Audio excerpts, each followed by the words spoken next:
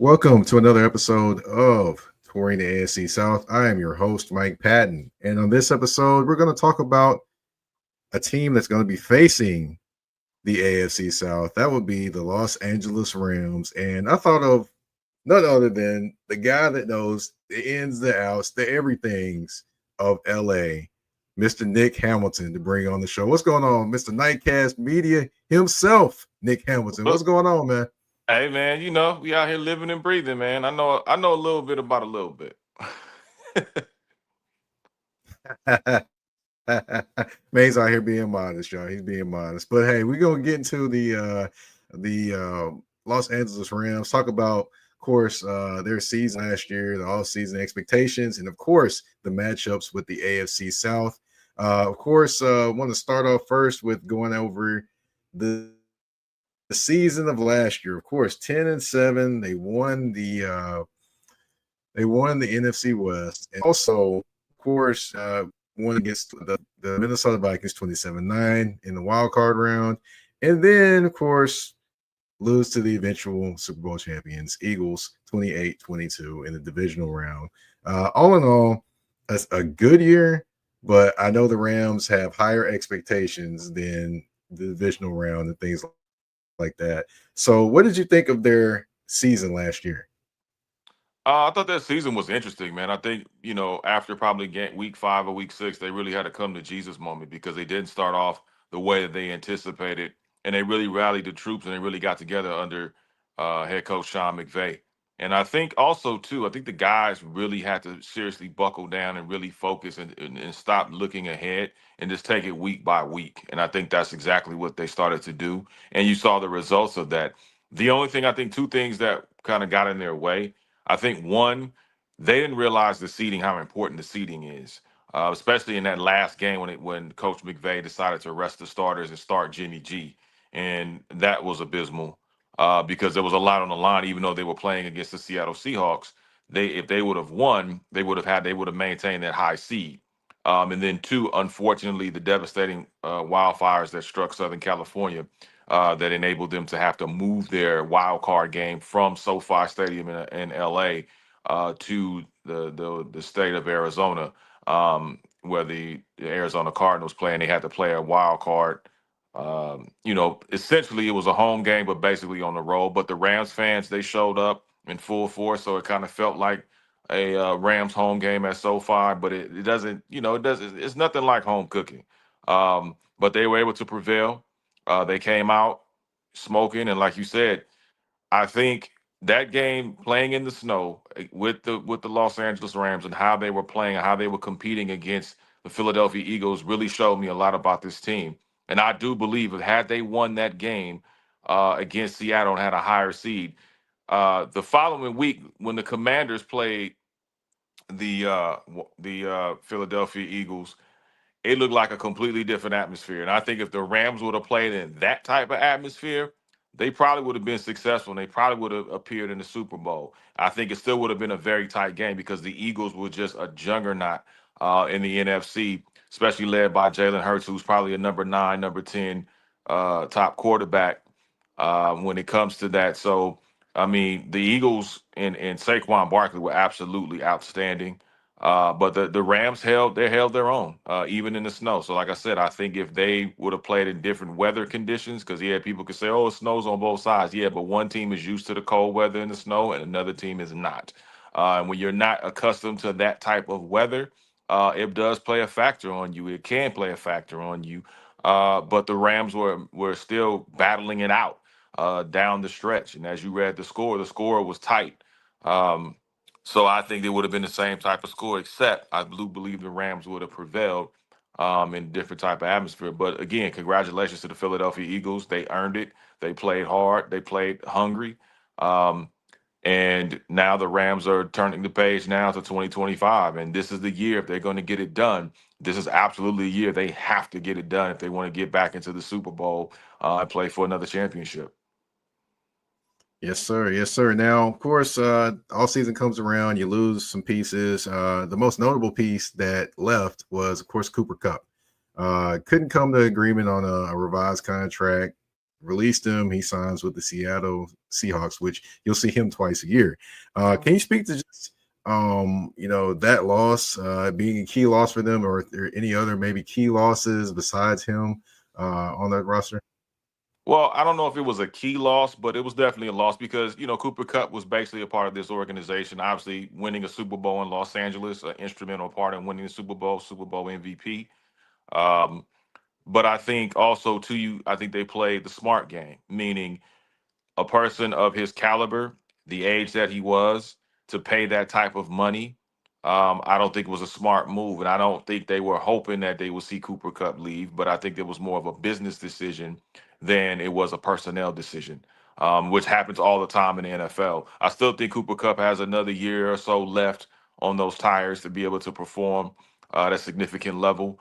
But the Rams leveled up, and they got a more qualified wide receiver, which I'm sure we'll talk about momentarily. But I think the Rams had to make some hard decisions, and they had to realize, okay, Matthew Stafford, who's at 37 years of age, who's probably going to have another year or so left in the tank as far as guiding this team to higher heights. We've got to make sure that we equip both the offense and the defense to a significant standard where we can actually compete week in and week out.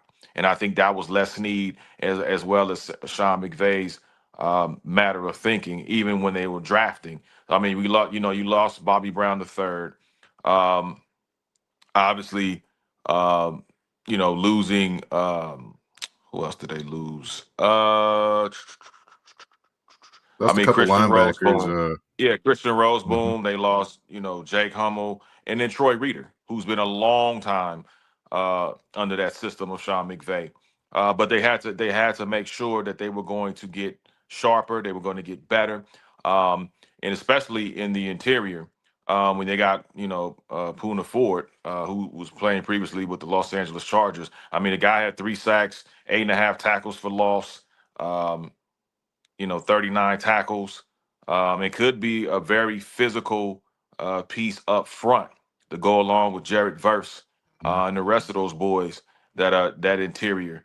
So they're going to have to definitely and they knew they had to bulk up. Obviously, taking care of Kyron Williams at the running back position, giving him a brand new 3-year deal, which is probably weight lifted off of his shoulders. But now he's going to have to significantly perform and, most importantly, stay healthy. I think Kyron Williams is a good running back. I think he's an effective running back. The only thing that stops him is injury. So he's going to have to maintain, at least play approximately 15 to 16 games this season to be more effective. And definitely he's going to have a 1,000-yard season to really showcase why the Rams selected him at the running back position. And like I said, my hat's off to Kyron Williams because despite what we've seen around the league, when players are going at contract disputes, they don't show up. They don't, hang around. But Kyron continued to come to practices. He continued to come to training camp because he just trusted in the fact that, hey, I trust in my ability, but I also trust the business people to handle my business. The Rams, Les Snead and company were constantly in talk with his agent throughout the process, and that's why they were able to reach an agreement relatively soon before the season, so that's one distraction they don't have to deal with. But also too, re-signing Troy Reader for a 1-year deal, Tutu Atwell for another 1-year deal. To me, one of the key spots was cornerback Akilo Witherspoon to put him back there with Kobe Durant. I think that was a key piece. Mhm. Even though I have some questions in that Rams secondary, because I think they could have did a little bit more in that secondary, but we'll find out because Coach McVay is definitely confident in Akilo as well as Kobe Durant and the rest of those guys in that secondary. So we're going to see. They're going to get absolutely tested, battle tested this season for sure. Especially when they go up against certain wide receivers, whether it be the AFC South, or whether it be the NFC West, or any other opponents going up against the Baltimore Ravens. We know how lethal they could be, especially when Lamar Jackson gets on the tear. So I think when you look at Mhm. just the overall picture, I think the defense they're confident in their defense. They're confident in the offense, especially on the O line. Um, obviously signing Nate Landman. Um, they're very, very, signing Lane Landman on the defensive side, excuse me. But I mean, on the offensive side, I think they're very confident. The running backs room. I think the wide receiver, when you sign a guy like Devante Adams, who's absolutely a monster. to pair him up with Puka Nakua, who continues to elevate his game. So you have a 1-2 combo that can really give a punch in the mouth to their opponents. Really have fits because you can't double team Puka all the time. You can't double team Devante all the time. um, you're going to have to be able to pay attention. And then when they have single coverage and Matthew Stafford can find them, it's going to be a long day at the office for their opponent. So I think the key right now for this team is going to be the health and the continued health of Matthew Stafford. We know that he had a disc issue. He's had a back issue. Even on Tuesday, Coach McVay, in the second day of practicing, Coach McVay was very pleased with his progress. He was very positive. He had a very more of an optimistic look as far as Matthew Stafford being available and ready for Week 1 against the Houston Texans. Um, and as long as things continue to go as scheduled and as planned, he continues to improve and not have any setbacks or not have any soreness where it enables him not to be able to practice and go with the ones during practice. I think Matthew Stafford is going to be ready, but his health is going to be very key. How to navigate this team and not only winning the NFC West, but at least being in the top 2, top 3 spot in the NFC to be able to have proper seating so they can avoid certain pitfalls like they had hit last year. Going against, like I said, the Philadelphia Eagles, who are not going to show any signs of slowing down anytime soon. I think Jalen Hurts is extremely even more confident than he was last season. So he's going to make sure he goes out there and perform every play. Um, and then you got, like I said, what happens with the Washington Commanders, what happens to the Dallas Cowboys, what happens to the San Francisco 49ers, the Green Bay Packers under Jordan Love. How did the Green Bay Packers adjust? Obviously, we'll see what happens with Jared Goff and the Detroit Lions. So there's a lot of different scenarios and a lot of different teams that are going to be jockeying for position in the NFC. And the Rams are definitely going to be one of the favorites, obviously, coming out of the NFC West to have an opportunity to compete, to appear in the Super Bowl up in San Francisco or in the Bay Area this coming January or February, I should say. Definitely, definitely. Now you mentioned the key edition, and of course Devante Adams replaces Cooper Kupp, and you get a little younger, you get a little bit more athletic, you get a guy that is. I mean, honestly, I've never seen a wide receiver that comes off the line of scrimmage. It's almost like he's trying to cross you over in basketball instead of trying to do other. Usually a wide receiver doesn't do those type of things, but he does. It's just different, and I'm very interested to see the timing, the just the route running, and all those different things in the Sean McVay offense with Devontae Adams, because we just haven't seen that type of wide receiver in that offense, in my opinion. Just the uniqueness of Devontae Adams. Well, I also think, in addition to that, I also think just his expertise, the way that guys are leaning on him, the way he's willing to, show guys. You can see him when he's at practice, kind of showing the younger guys, hey, this is how you move, this is how you practice. If you come against this coverage or you go against that coverage, this is how you want to be able to get break free and be able to move and, be able to help move the chains. Whether it's Puka Nakua, whether it's Jordan Whittington, even the newest tight end, rookie Terrence Ferguson out of Oregon, just being able to, and even when you talk to Devonte Adams, he's happy to be here. It's something that we have not heard about Devonte in the last couple of years, about him being happy with not just the team, but with the organization. And he's definitely elated. I think he's had a rejuvenated spirit when it comes to playing football again. I think he's having fun. And when Devonte has fun and he's happy, we know how productive he can be. We've seen that in years past. So I think that's another key element as far as making sure that, and probably another reason why he came to Los Angeles and wanted to come to Los Angeles, because you had a veteran quarterback in Matthew Stafford, who is still a top 10 quarterback, despite what he may look like right now and getting back to that form. He's still a top 10 quarterback and a veteran quarterback at that, a man who's won a Super Bowl. So you can do nothing but rub off on each other, iron sharpen iron, when it comes to, 9 and 17 connecting along with 12, connecting with 12. And that's only going to make number 12 better when it comes to going through those coverages and making sure that they're wide open and being able to know how to run routes effectively.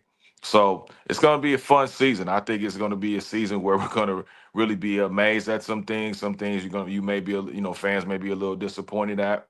But that's the ebbs and flows of an NFL season. But I think overall, if these guys can stay healthy and really bring it together, and like you said, really be able to vibe on the same wavelength and really connect, I mean, they're going to be a very dangerous team moving forward.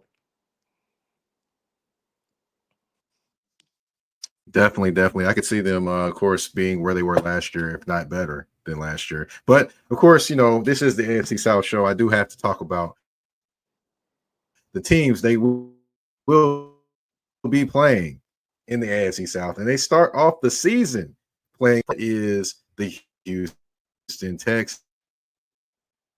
Now, the Houston Texans, of course, hopefully Matthew Stafford is healthy in week 1 because they have Will Anderson Jr. on one side. They have Daniil Hunter on the other. They have, they have Jalen Petrie, one of the big-time slot guys. They have Derek Stingley Jr., who's one of the best cornerbacks in the NFL, all on one team.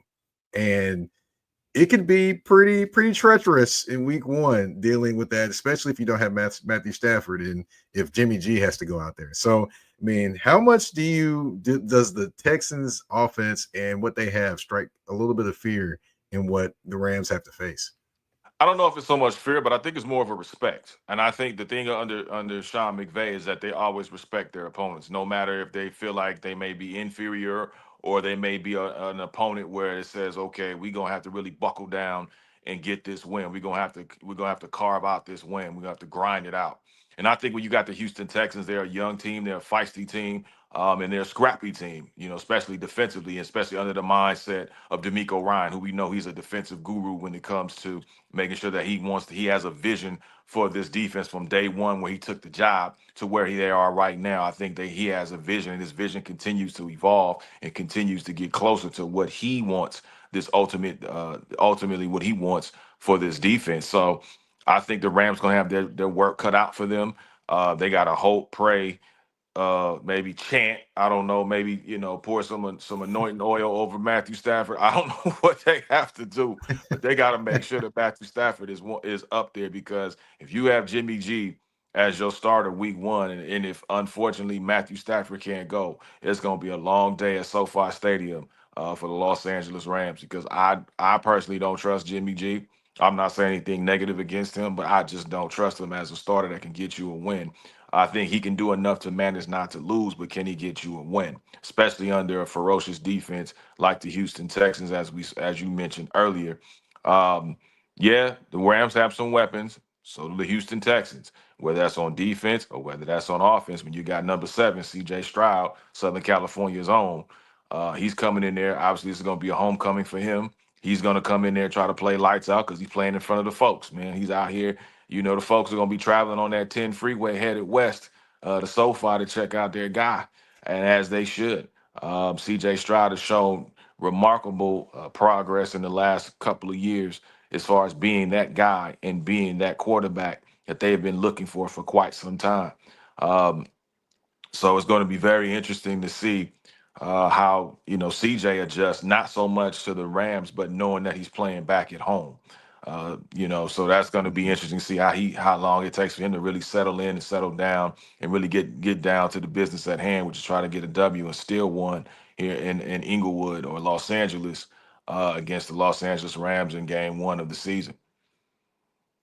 Yeah, it's definitely going to be something to watch as well. The Texans offensive line, which they had a lot of tinkering they did up front. They got rid of Laramie Tunsil, traded him to the Commanders, traded Kendrick Green. They traded him to the Philadelphia Eagles for C.J. Gardner-Johnson. They also brought in Cam Robinson, which, Jacksonville fans, I will say, they love it that they get to see him 2 times a year because they weren't very happy with him when he was there. They brought in Laken Tomlinson, brought in Ursery, rookie offensive tackle, who more than likely will start for them. So it's going to be interesting. If they're able to give him time, boy, oh boy. Nico Collins, by the way, had 1,000 yards and 10. That's going to be, that's going to be rough. That's going to be rough if he's able to get some time back there. But It's just interesting. Like you mentioned, the Rams secondary, they're definitely going to be tested by Nico Collins, in my Oh, opinion. They definitely will be for profusely, sure. profusely. Let's go over to week 2. We got the Rams. Go ahead. I'm sorry. No, I was agreeing with you. I'm just saying profusely they're going to be tested. But I think also too that interior with Jared Verse staring you in the face, you're going to think twice about going up against that dude and the rest of the boys up there that's with him. So again, it's going to be it's going to be a battle. No pun intended, a battle of the Titans, so to speak, in week 1. But I'm definitely if Matthew Stafford is healthy. I gotta ride with the gunslinger himself. I gotta ride with the Rams on that one. But I think it'd be close. I think it may be a close game.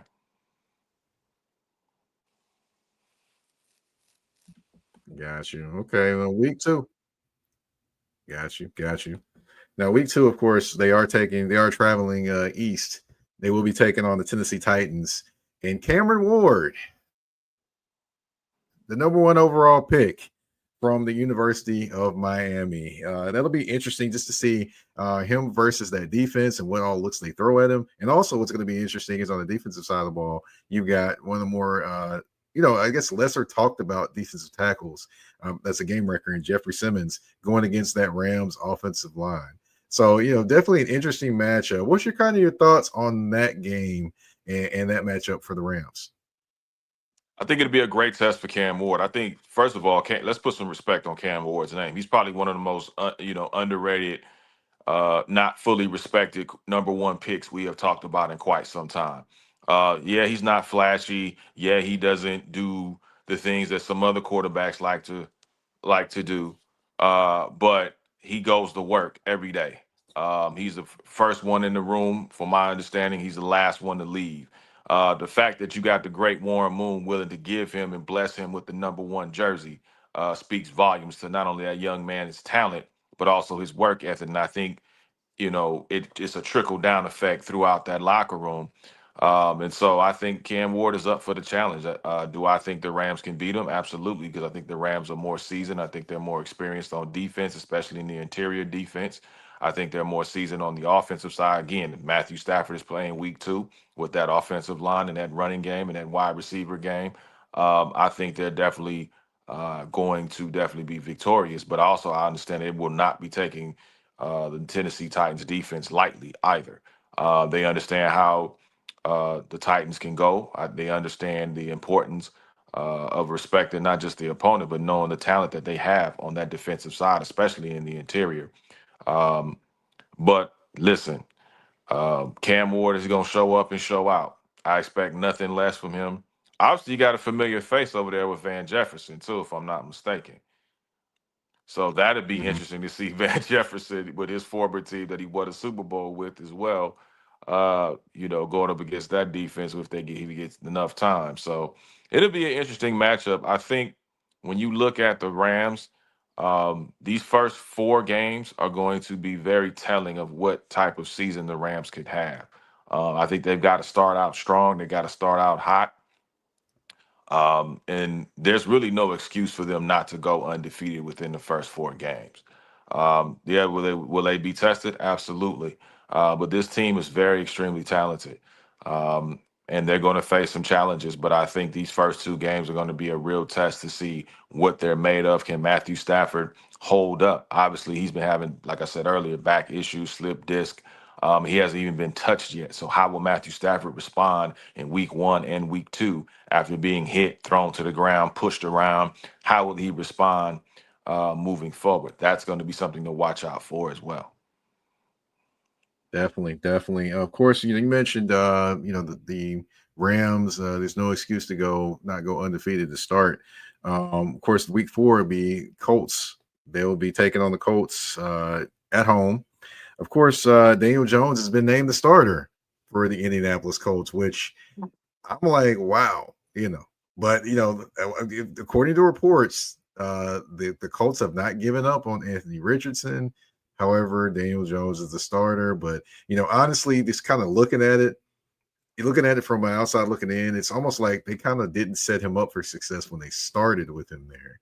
And now it's where it is now. But he is the starter. Of course, you have him on one side. You have another new face defensively, a couple new faces, and Cameron Bonham from the Minnesota Vikings, and you have Mooney Ward from the San Francisco 49ers now on that defense. So maybe be able to create a few turnovers, and maybe Daniel Jones being able to actually not turn the football over may help the Colts. Of course, you're giving me that face like, yeah, no. But I'll say this: Jonathan Taylor may have to be the MVP for this team to win and make the playoffs. To be honest. Listen, with Daniel Jones, with Daniel Jones, your quarterback, again, you're gonna have to walk on water and crap ice cream because he's a turnover machine, man. I mean, Daniel Jones is not. He's not a talented quarterback. Okay, let's be honest. It's unfortunate how they've done Anthony Richardson because I feel like they should trade Anthony Richardson. If you're not going to use him, obviously you have no intentions of using him. Do I think that? Do I think that Anthony Richardson is prepared for success? I don't think he was the greatest quarterback to be drafted, but I do think he had an opportunity to showcase what he could do. Am I high on Anthony Richardson? No, but I think is he a serviceable quarterback? Sure. But trade him. Why hold him hostage when you have really no intentions of developing him or allowing him to develop? Trade him. Go find there's a few teams out there that could use a quarterback right about now. Why not find out and you see how much value you can get for Anthony Richardson, right? Why hold him hostage? And that's the thing that's kind of mind-boggling with the Indianapolis Colts organization is like, why are you holding this kid hostage? Just let go and let God. Apparently you don't want him. You chose Daniel Jones for God knows what reason. Um, so that tells me a whole lot about where their future lies. And it doesn't, their future seems to be pretty bleak. Like I said, the running game, I like the defense. I'm intrigued by the defense, actually. I'm intrigued to see how the defense is going to come together like socks and shoes as far as performing week in and week out. And can they be able to force, like you said, force turnovers and be able to control the ball game in enough where the offense can do just enough to get by. They on that Talib Kweli just to get by because I think that's what we're going to see a lot more this season, especially in the first few weeks. And like I said, the Rams coming up against the Indianapolis Colts, all cylinders are clicking. Route. Okay. All right. Now I will tell you this. I do think that eventually Anthony Richardson will get in there because, of course, either Daniel Jones or Daniel Jones also has propensity for getting hurt as well. So I think eventually Anthony Richardson will be in there at some point this season. So injury prone and you stink for the most part. Okay. Yeah. That ain't a recipe for disaster. I don't know what is. Yeah, well, yeah, it'll be interesting in Indianapolis for sure. In the last game in the AFC South, of course, Jaguars and Rams in London. It'll be about 8:30 in the morning here. It'll be about 5. I don't know how early it'll be out there in the West Coast, but anyway, I'm excited to see some Travis Hunter play. Yeah. I've been excited to see him play because he's going to be playing offense, defense, and serving water and all that stuff too. And it'll be just interesting to see how they deploy him versus the Rams, of course, obviously with Puka Nacua and Devante Adams over there. You mean you could potentially see him more defensively. So, I mean, I'm excited to watch that game. And then also the offense of the Jags, Liam Cohen is there. He, of course, made Baker Mayfield play the best he's ever played last year. Career highs in touchdowns, yards, and, career highs, touchdowns, yards, and things like that. But anyway, he's got Trevor Lawrence. Trevor Lawrence has been inconsistent, up and down, and they hasn't met the expectations. So just in that game, I'm curious to see how Trevor Lawrence plays, if he's on an uptick and downtick, or if he's consistent, and then how Travis Hunter plays, in terms of how many times on defense, how many times on offense, and things like that. Just the Jaguars are just an interesting team this year to me. I don't like this game. You want to know why I don't like this game? Because it's 8 hours away. We could have had this game in Jacksonville, or you could have had it at SoFi. I was honestly looking forward to watching Travis Hunter go up and down the field, whether offense, defense, even special teams if necessary. I was really looking forward to seeing what Travis Hunter is going to be able to do because I think this kid is special. And I think this kid is really ignited a spark in the Jacksonville Jaguars, not just on the team, but Jacksonville Jaguar fans, the organization. I think he's definitely been that spark. Now, as far as Trevor Lawrence goes, I call him stock exchange because, like you said, he's up and down.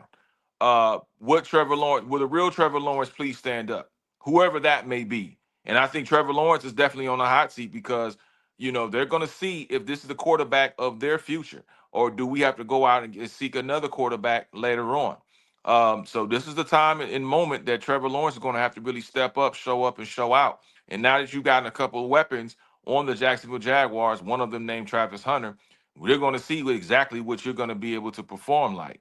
As far as the Rams, again, it'd be interesting to see how Tyler Higbee. I think that's another weapon that you're going to have to consider, especially this early in the season. Tyler Higbee has struggled in the last few seasons with injuries, so can he sustain himself long enough to be able to be a consistent guy that Nine can throw to besides Devante and Puka? Um, It'll be interesting to see how Sean McVay mixes it up because I believe this is a game where you're going to have to really mix it up, and you're really going to have to be able to delegate and not just go to your main two wide receivers. Like we're going to have to see something with Kyron, Corbin behind Kyron in the running game. You may even see T. Ferg out there at some point, Jordan Whittington out there at some point. You're going to have to really mix it up and really throw the Jacksonville Jaguars defense off kilter for you to go out there and really make a splash and really make an impact if you're the Rams.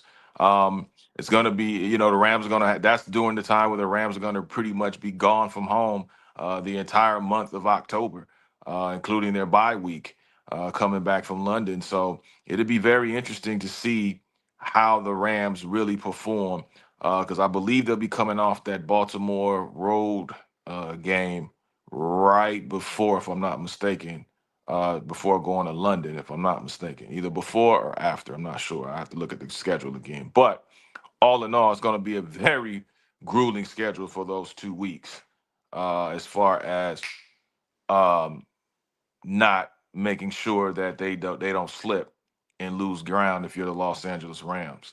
So that's going to be very, very interesting. Yeah, it's definitely going to be an interesting year, and it's definitely going to be a lot to talk about, whether good, bad, or in between, when it comes to the Los Angeles Rams. Thank you, Nick Hamilton, Nitecast Media, out there covering the LA Rams and the Lakers and the Sparks and just anything LA. Nick's got you covered. Go to nightcastmedia.com. Check that out. Check out all the articles. Check out all the YouTube page as well, Nightcast Media. Definitely check that out. Nick Hamilton, thank you for coming on this show. Of course, touring the AFC South. Check it out on all listening platforms, whether it be Spotify, Apple Podcasts, iHeartRadio, Amazon Music, and also on YouTube at the Mike Pat Network. Again, Nick, thank you for coming on the show, man. Anything else you want to tell? Is there anything I missed, man? Hey, man, first of all, it's a pleasure coming on here, man. Thank you for having me. You're doing great work, man, not just with the AFC South, but the entire NFL. I'm so proud of you having the opportunity to cover the Tennessee Titans, man. I know that's been something that we've talked about you doing and having the opportunity. And now that you got it, man, you're taking the baton and running with it. So, I mean, I'm extremely happy for you.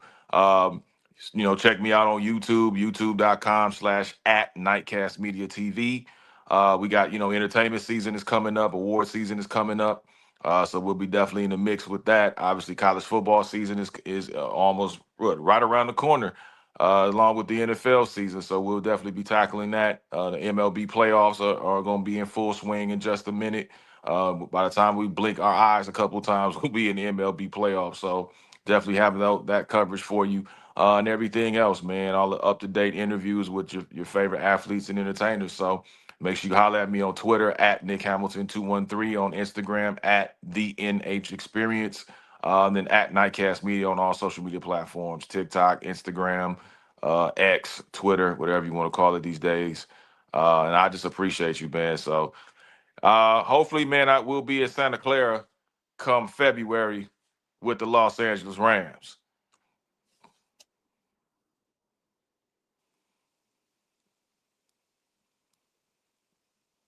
All right. All right. I hear you there. I hear you there. Of course, thank you again for prepping everyone the AFC South for those LA Rams are going to be pretty doggy. The NFC as well. Of course, thank you all tuning in for episode 352 of Touring the AFC South. We're out. Peace.